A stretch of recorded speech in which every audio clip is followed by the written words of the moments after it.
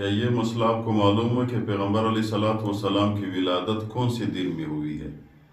اور یہ بھی آپ کو معلوم ہے کہ پیغمبر علیہ السلام کو رسالت نبوت کون سے دن میں ملی ہے؟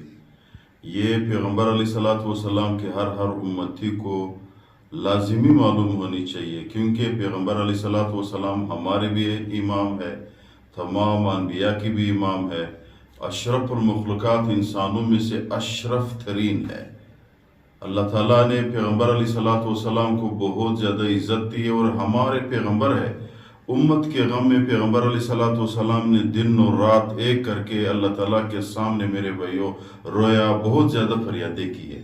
تو امت کے لیے یہ لازم ہے، امت پہ یہ لازم ہے کہ اس کو یہ معلوم ہونی چاہیے کہ ہمارے امام کی پیدائش والا دن کون سے ہے، اور ہمارے امام کی رسالت ملا ہوا ہے نبوت، وہ والے دن کون سے ہے۔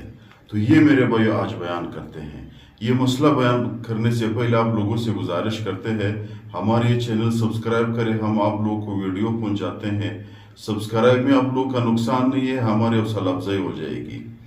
مسئلہ یہ ہے میرے بھائیوں، ربیع الاول کا مہینہ شروع ہے۔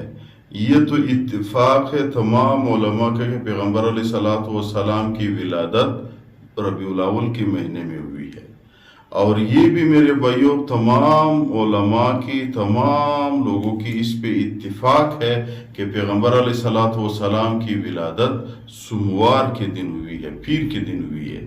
اس لیے پیغمبر علیہ السلام فرماتے ہیں، ایک دن سوال کیا گیا پیر کے دن کے بارے میں، امام مسلم رحمۃ اللہ علیہ نے یہ روایت نقل کی ہے، تو پیغمبر علیہ السلام نے فرمایا ذالک الیوم، یہ وہی دن ہے کہ جس دن میں میری ولادت بھی ہوئی ہے، یہ وہی دن ہے کہ جس دن میں مجھے رسالت بھی انزل علیہ، یہ میرے اوپر اللہ تعالیٰ نے قرآن کریم کو نازل بھی کیا ہوا ہے۔ یعنی رسالت جب جبریل علیہ السلام آیا، پیغمبر علیہ السلام پورے قرآن مجید لے آیا، نبوت دے دی، تو نبوت والا دن بھی تمام علماء کے اتفاق ہے سوموار ہے، پیر والا دن ہے، اور یہ جو ولادت والا دن ہے یہ بھی تمام علماء کی اتفاق ہے اس چیز پہ کہ بھائی ربیع الاول کے مہینے میں سوموار والے دن ہے۔